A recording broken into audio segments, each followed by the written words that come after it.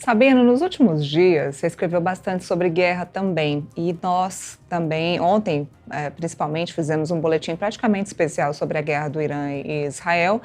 E eu estava conversando há pouco com um especialista e um internacionalista e fiz a pergunta para ele se essa guerra do Irã e de Israel é, de fato, uma cortina de fogo para outras coisas, principalmente para a guerra de Israel e ali na faixa de Gaza. O que a gente tem hoje num cenário global, num cenário geopolítico que diz respeito a essa guerra atual, Israel e Irã?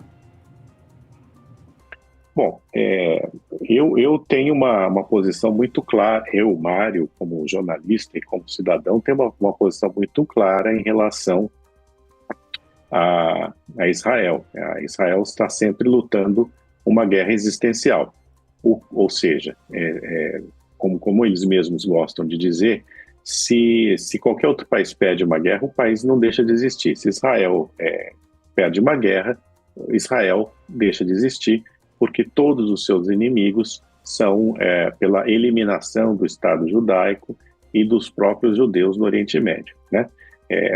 Aquela cançãozinha, aquela que é absurda, né, que os manifestantes antissemitas gostam de dizer, né, uma Palestina que vai desde o Rio Jordão até o mar Mediterrâneo, eles não sabem qual é o mar, eles não sabem qual é o rio, mas eles cantam mesmo assim, né, significa a eliminação do Estado judaico, que é um completo absurdo.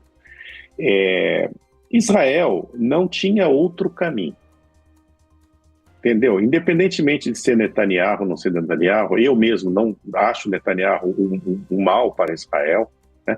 Mas no caso específico do Irã, qualquer outro primeiro-ministro de esquerda, de centro, de direita faria o mesmo, né? O Irã estava, e isso não é uma fantasia de Israel, a própria Agência Internacional de Energia Atômica já havia dado esse alerta, né? E o Irã mentindo, né? Mentindo, enganando, burlando todos as cláusulas do acordo que o país assinou com as grandes potências. Ele vinha produzindo e enriquecendo urânio para fazer a bomba atômica, e parece que já tinha urânio suficiente para fabricar 9 bombas atômicas, certo?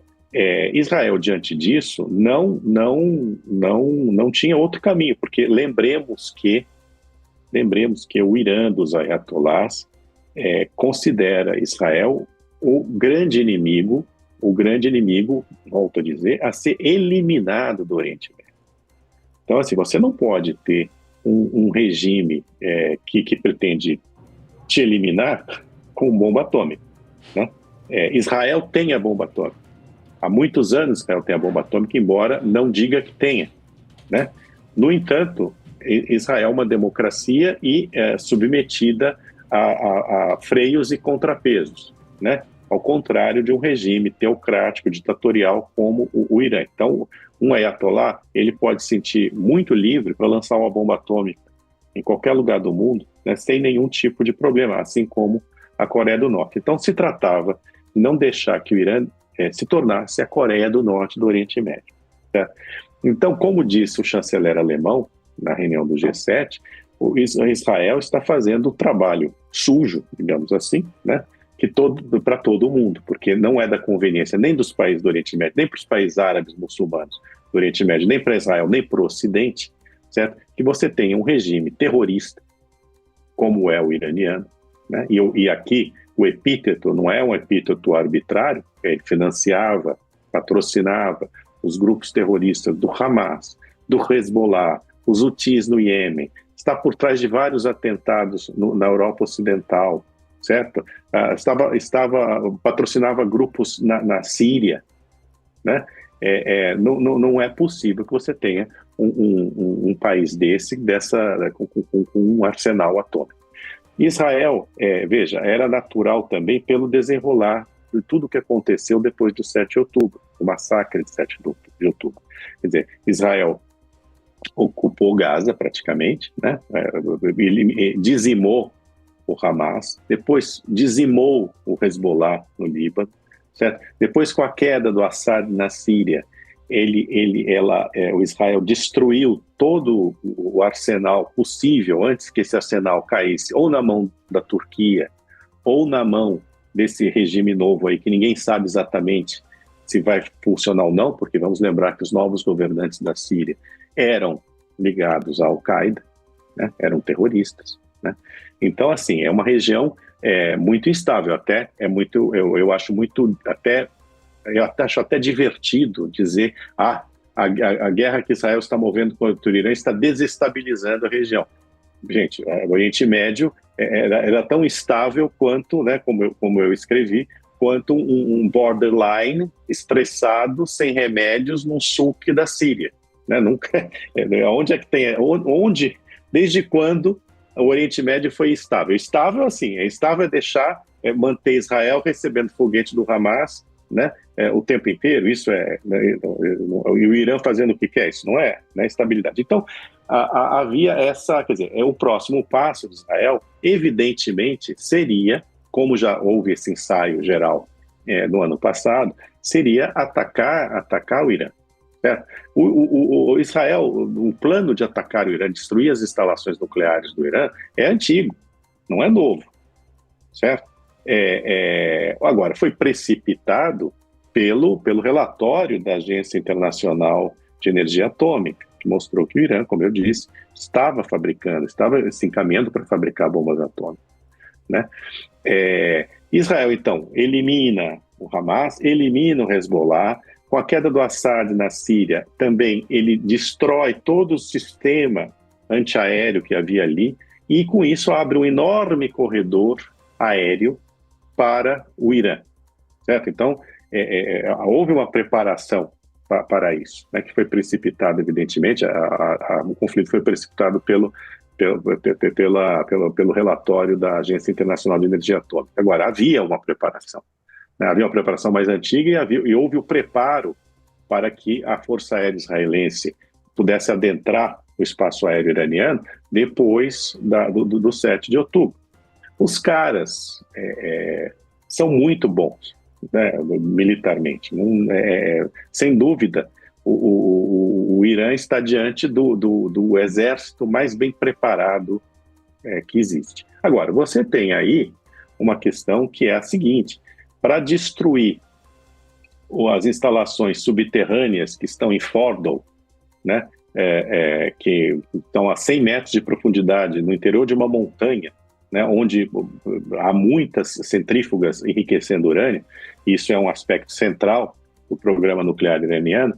Para isso você precisa de uma superbomba que só os Estados Unidos têm e que só os Estados Unidos dispõem, né, do meio de transportá-la, que é o bombardeiro furtivo B-2. Então, a entrada dos Estados Unidos na guerra, a eventual entrada dos Estados Unidos na guerra, seria justamente para que os americanos lançassem essa bomba e destruíssem essas instalações que o Irã escavou. Veja, Neila, mas você acha possível que um programa atômico para fins pacíficos escave instalações nucleares a 100 metros de profundidade numa montanha? Obviamente, não há intenção pacífica nenhuma no programa nuclear iraniano. Eu estimo, né, e essa é a minha avaliação, que Israel não deixará o trabalho pela metade.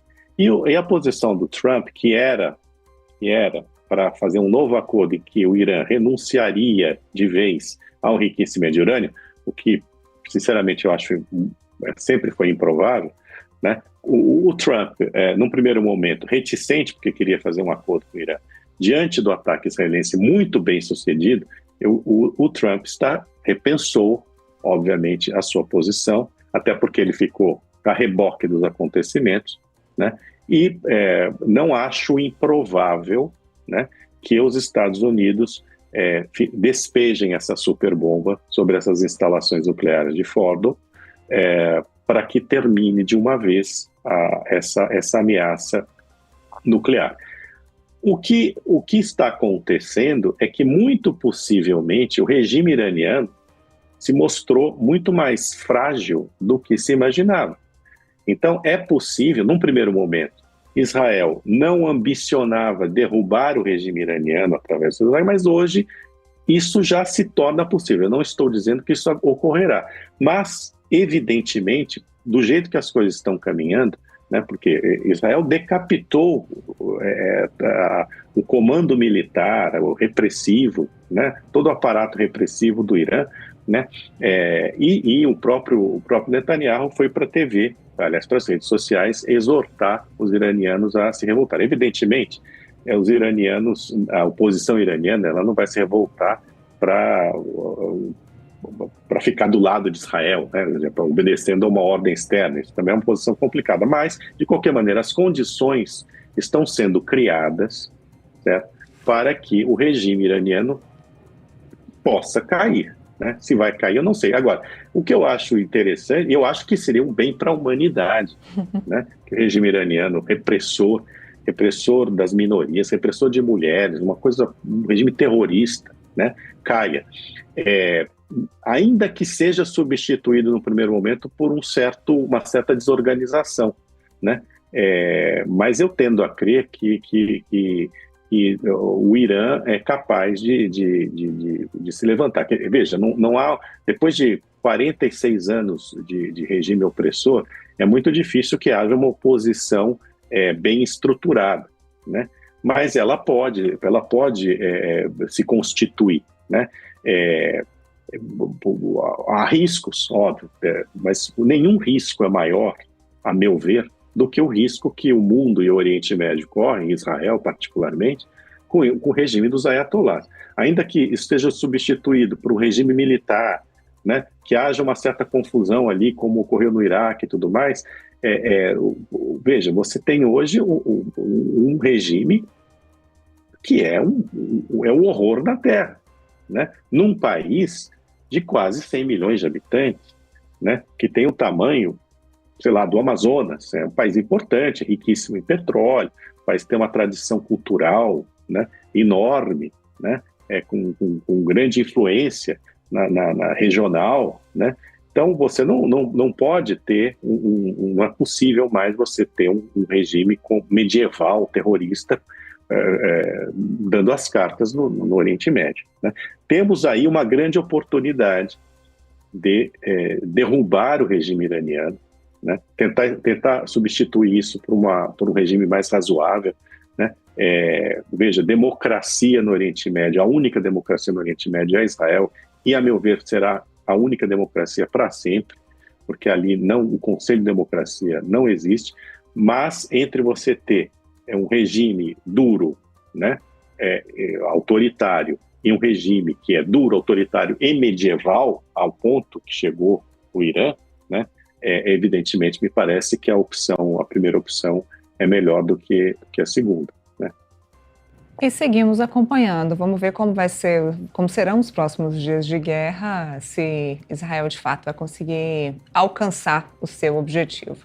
Mário Sabino. Agora, só um ponto que eu gostaria de chamar a atenção, que é o seguinte: você falou, será que isso é uma cortina de fumaça para Gaza? Bom, obviamente, diante Tel Aviv sendo bombardeado, Israel bombardeando Teherã e todos os pontos ali sensíveis do território iraniano, Gaza passa a um segundo plano, que não significa que ela perdeu a importância. Eu gostaria de reafirmar aqui, eu acho que a política do Netanyahu, a ação do Netanyahu hoje em relação a Gaza está errada, porque o Hamas já foi dizimado, não há mais motivo, né, para submeter a população de Gaza a esse tipo de pressão militar e bombardeios e matanças como ainda vem ocorrendo, né? Isso eu acho que é importante dizer. Muito bem, Sabino, obrigada. Olha, bom feriado para você. A gente se vê então na semana que vem aqui no Boletim Metrópolis. Bom feriado, bom final de semana. Obrigada. Para você também. Tchau. Tchau, tchau.